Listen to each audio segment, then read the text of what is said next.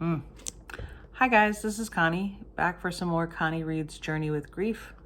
Navigating the first year, we are on chapter 7, titled Grief Stages. Or not. As you journey with grief, you may want the reassurance of a roadmap to follow, since so many have traveled this path before you. You are probably somewhat familiar with the insights of Elizabeth Kubler-Ross, who developed the 5 stages of grief: denial, anger, bargaining, depression, and acceptance. As helpful as this map might feel, there is no longer universal agreement regarding the number or composition of stages. If you are still drawn to such schemas, I don't know how they say that, hold them loosely, keeping in mind a number of caveats. 1. The stages are not linear. 2. Not everyone goes through all of them, or if they do, not necessarily in the order established. 3.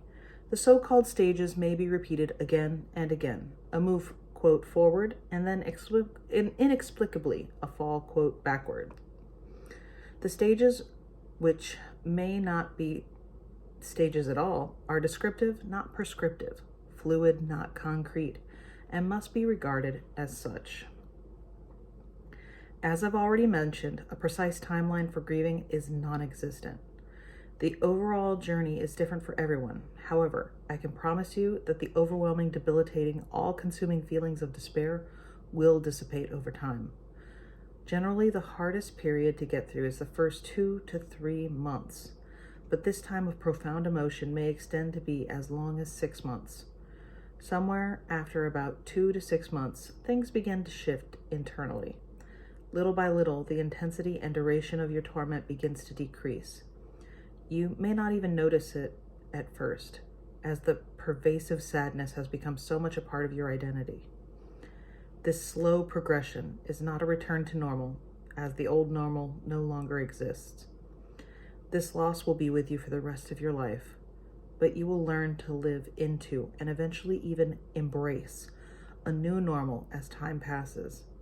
Time doesn't heal all wounds. Eternity does.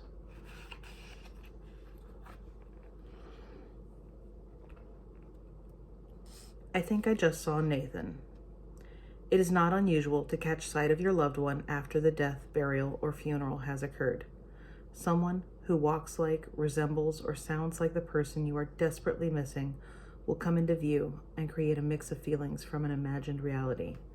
This sighting doesn't indicate insanity or hallucinations, only that the one who is lost is still in your heart and mind. It's not surprising people once believed in ghosts. I wrote the following poem over 6 months after Nathan's death, believing and not believing he was gone.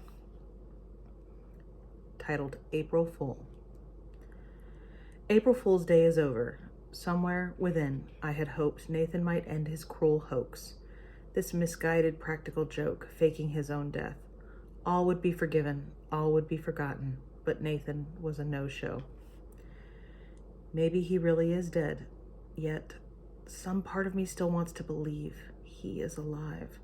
Maybe next year, maybe on Mother's Day, maybe on Father's Day, maybe his birthday, or maybe on his birthday, he'll finally show up.